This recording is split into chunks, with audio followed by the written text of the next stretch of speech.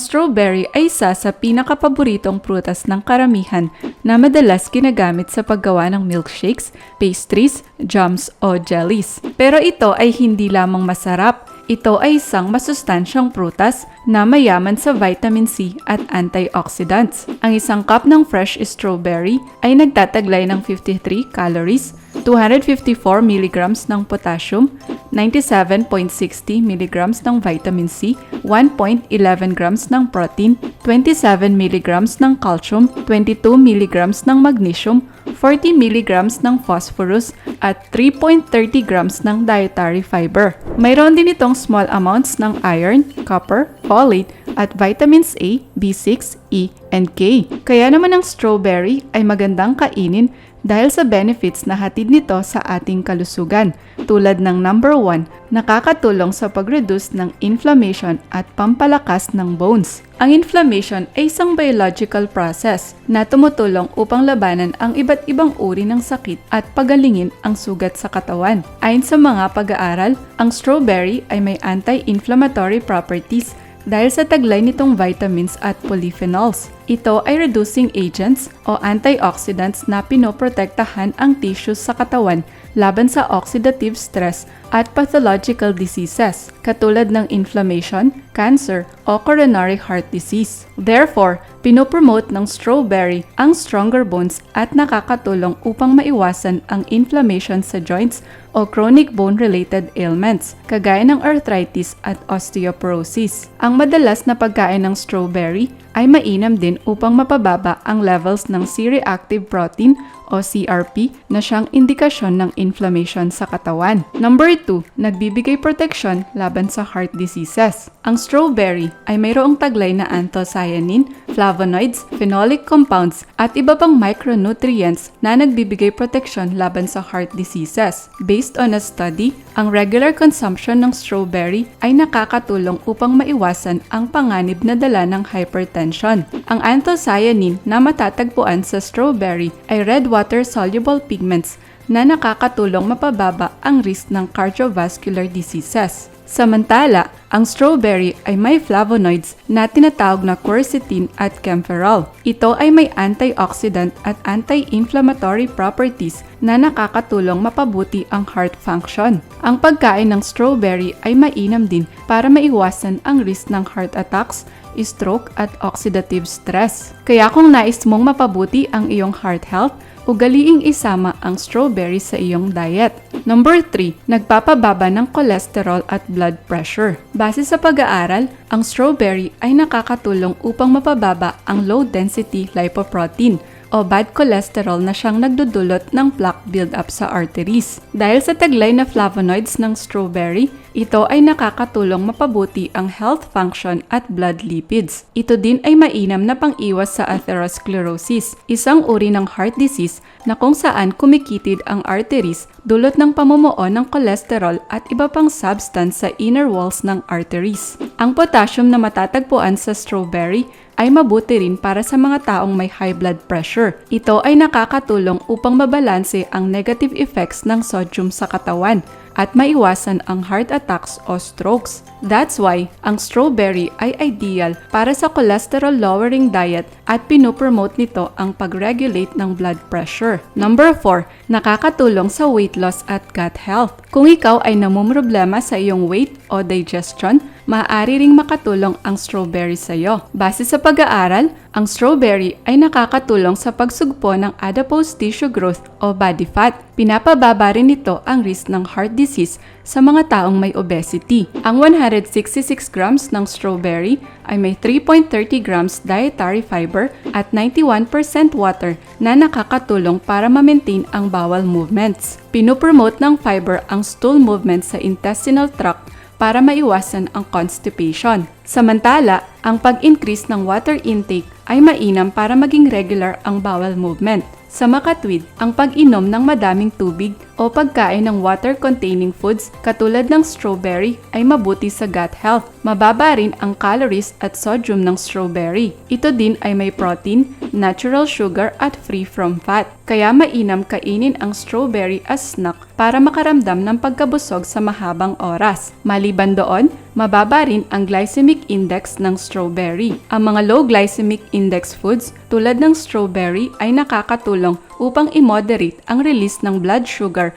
at maiwasan ang obesity-related diseases. Number 5, pinopromote ang blood sugar control. Maaari ring makatulong ang strawberry sa mga taong may type 2 diabetes at obesity. Ang flavonoids na taglay ng strawberry ay may anti-diabetic properties. Mayroon ding polyphenols ang strawberry tulad ng ellagic acid at ellagitannins na tumutulong kontrolin ang epekto ng type 2 diabetes. Pinipigilan nito ang pagtaas ng glucose at minomoderate ang insulin sa katawan, lalo na pagkatapos kumain ng high carbohydrates food. Kaya nakakatulong ang strawberry sa pag-maintain ng blood sugar level at mainam na pang-iwas sa metabolic syndrome. Gaya ng sinabi kanina, ang strawberry ay low glycemic index food at may high water content, kaya mafe-feel mo ang pagkabusog sa mahabang oras. Ang strawberry ay may 40 glycemic index, kaya nakakatulong ito upang maiwasan ang biglaang pagtaas ng blood sugar levels. Number 6, nagbibigay proteksyon laban sa cancer. Ang sobrang pagkabilad sa ultraviolet rays ng araw ay masama sa ating balat. Ito ay maaaring magdulot ng premature aging, sunburn o skin cancer. Buti na lang, nandyan ang strawberry upang tayo ay bigyan ng proteksyon laban sa cancer. Base sa pag-aaral, ang antioxidants at iba pang compounds na matatagpuan sa strawberry ay may powerful photoprotective effects. Ang strawberry ay maaaring makatulong upang maiwasan ang risk ng esophageal, head, neck, gastrointestinal at breast cancers. Maaari rin itong pang-iwas sa prostate, liver at pancreatic cancers. Ang formation ng cancer ay related din sa oxidative stress at chronic inflammation. Dahil ang strawberry ay panlaban sa oxidative stress at inflammation, mainam itong kainin upang maiwasan ang cancer. Ang ellagic acid at ellagitannins na matatagpuan sa strawberry ay may protective effects na tumutulong pigilan ang paglaki ng cancer cells.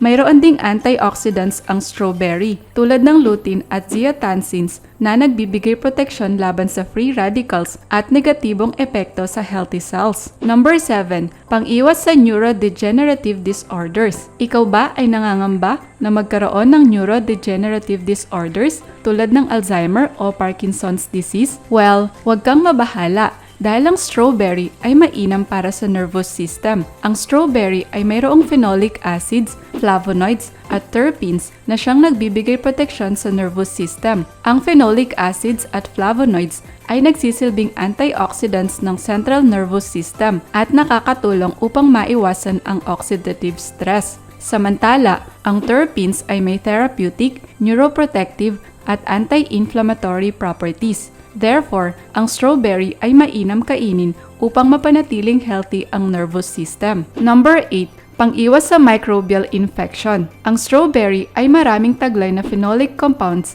na nakakatulong sa pag-deactivate ng bakterya. Ang plant-based phenolic acids ay mayroong antibacterial properties. Kaya kung nais mong makaiwas sa microbial infection, maaari mong gawing habit ang pagkain ng strawberry. Number 9, pampalakas ng immunity. Another health benefit na dala ng strawberry ay ang pag-boost ng immune system. Ang strawberry ay mayaman sa immune-boosting nutrients tulad ng vitamin C. Ang vitamin C ay nakakatulong sa katawan upang mag-produce ng white blood cells at labanan ang harmful pathogens kagaya ng viruses at bacterial infections. That's why, mainam kumain ng 100 grams ng strawberry para maabot ang half na required daily vitamin C intake at mapalakas ang iyong immunity. Number 10, pinopromote ang healthy cell growth at development. Higit sa lahat, ang strawberry ay may taglay na B vitamin. Ang folate o folic acid ay isang essential vitamin para sa mga buntis na babae.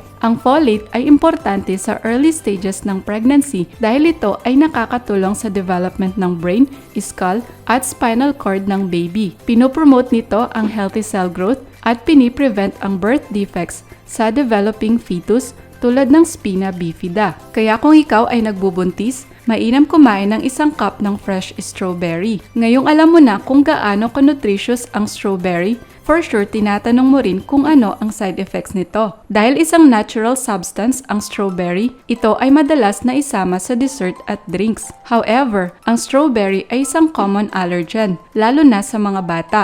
Ang protein na taglay ng strawberry ay maaaring magdulot ng allergies sa mga taong sensitive sa birch pollen, isang kondisyon kilala sa tawag na pollen food allergy. Ang common symptoms nito ay hives, headaches, itching, o tingling sensation sa bibig. Maaari ring makaranas ng pamamaga ng labi, mukha, dila o lalamunan. In severe cases, maaaring mahirapang huminga ang mga taong may allergy sa strawberry. Mayroon ding taglay na goitrogens ang strawberry. Ito ay maaaring magdulot ng malfunction sa thyroid gland ng mga taong may thyroid problems. Ang strawberry ay mayroon ding salicylates, kaya kung ikaw ay sensitive sa salicylates, iwasan ang pagkain ng strawberry dahil ito ay magdudulot ng allergic reaction tulad ng swelling at skin rashes. Ano ba ang recommended intake a day ng strawberry? Ang general recommended intake ng fruits per day ay 200 grams. Ngunit kailangang magkaroon ng variety sa prutas na kakainin. Based on research, maaaring kumain ng 8 strawberries a day para ma-enjoy ang health benefits nito. Pero ayon sa mga experts, sapat na ang 4 to 6 strawberries a day kung ito ay small to normal size. Hindi ka naman maaaring kumain ng strawberry kung ikaw ay umiinom ng aspirin, anticoagulants, antiplatelets, at non-steroidal anti-inflammatory drugs. Kung ikaw ay may iniinom na ibang medication, mainam na kumonsulta muna sa doktor bago kumain ng strawberry. Ikaw, gusto mo rin ba ang strawberry? O baka naman may mga tanim ka nito sa iyong bakuran? I-share mo naman yan sa ating comment section sa baba.